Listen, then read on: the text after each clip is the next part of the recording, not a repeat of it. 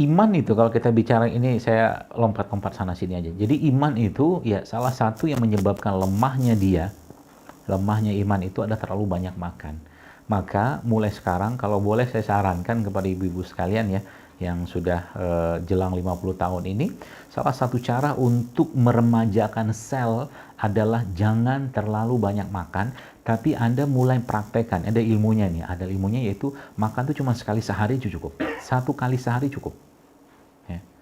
Yang Anda perlu kuatkan adalah atau mungkin Anda perlu pelajari adalah bagaimana makan sekali sehari itu sudah menguatkan badan Anda, mencukupi kebutuhan kalori, dan yang membuat tubuh Anda terus terdetoks. Bagaimana cara pola pikir yang kita bisa jelaskan? Atau mungkin saya bisa jelaskan. Jadi gini,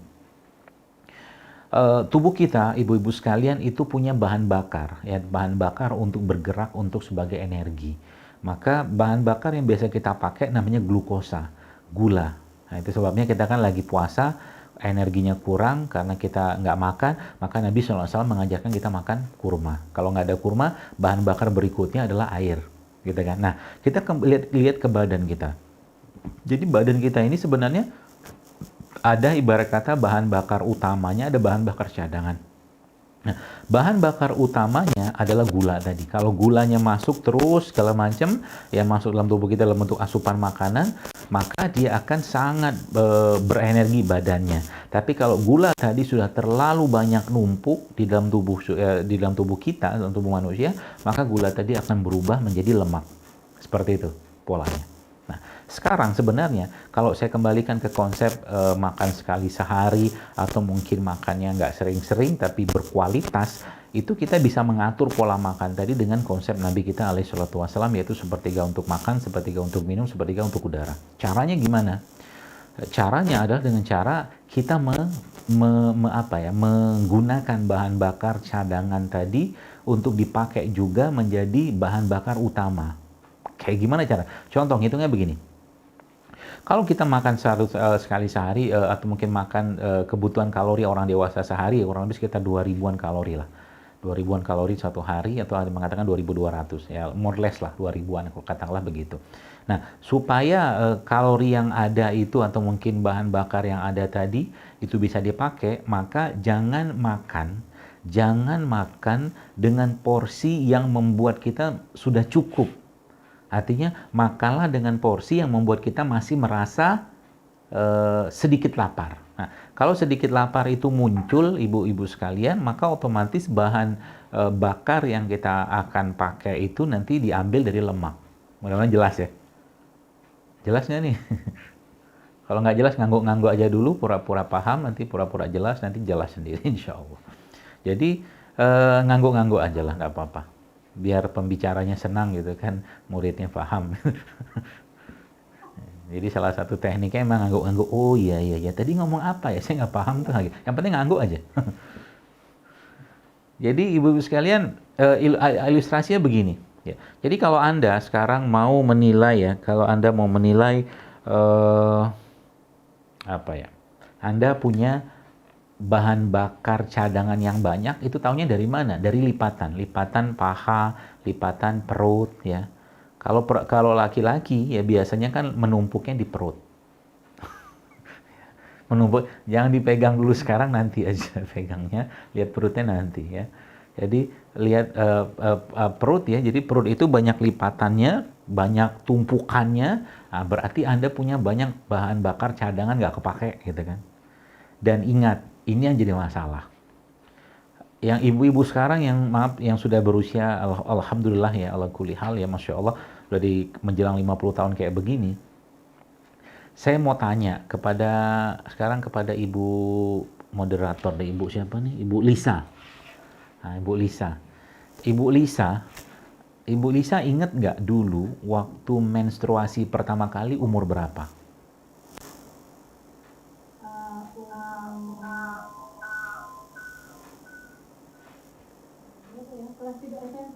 Kelas 3 SMP. Sekarang anak-anak perempuan umur berapa menstruasi? SD udah mens loh.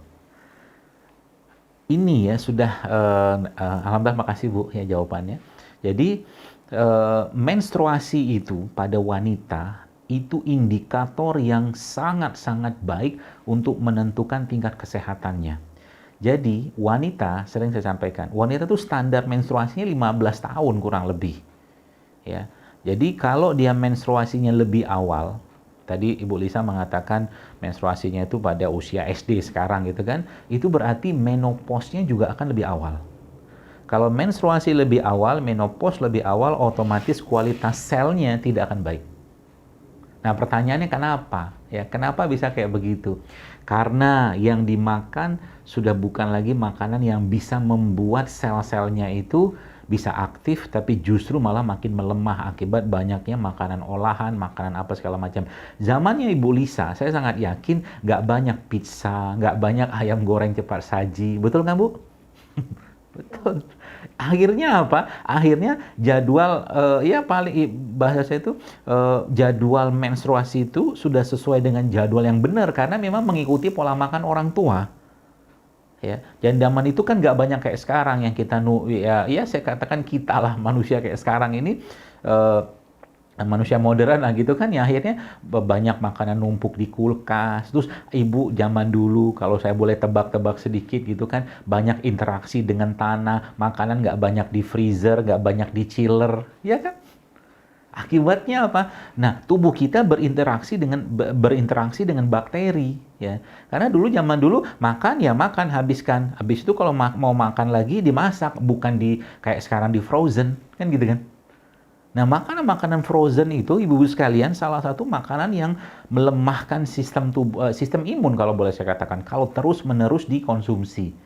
Maka zaman dulu kalau orang tua kita makan ya masak pagi, siang habis, nanti malam memasak lagi, begitu polanya, sama kayak saya. Gitu kan? Karena nggak banyak kayak sekarang berlebihan dalam urusan makanan yang zaman sekarang, ya akhirnya gini Bu, memahami itu begini. Sel tubuh kita itu berpasangan. Sel tubuh kita ya, semua berpasangan. Ya ada proton, ada neutron gitu, elektron mungkin pernah dengar istilah itu kan. Nah, mereka ini bisa bisa terpisah.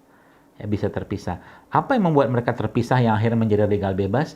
Pemisahan mereka yang paling utama itu disebabkan karena ininya orang, perasaan, jiwa, hati. Maka saya katakan bagi Anda yang usia maaf sudah 50 tahunan ya, kurang lebih lah kayak begitu tuh, sudah saatnya untuk tidak banyak lagi ya mengurusi hal-hal yang remeh-temeh yang membuat karena suatu hal kecil selnya berubah jadi radikal bebas. Kalau ada sesuatu yang tidak kita sukai, tidak nyaman, udah istighfar saja, ya, minta sama Allah diganti, selesai, nggak usah diperpanjang, gitu loh. Kalau itu diperpanjang, saya katakan agingnya sel itu, penuaan pada sel itu akan cepat sekali, ya. Gara-gara mungkin kalau bahasa keren itu stres ya, kalau bahasa lain itu pikiran, emosi yang berlebihan itu akhirnya apa? Lama-lama dia pisah semua. Akhirnya apa? Kanker pun bisa terjadi.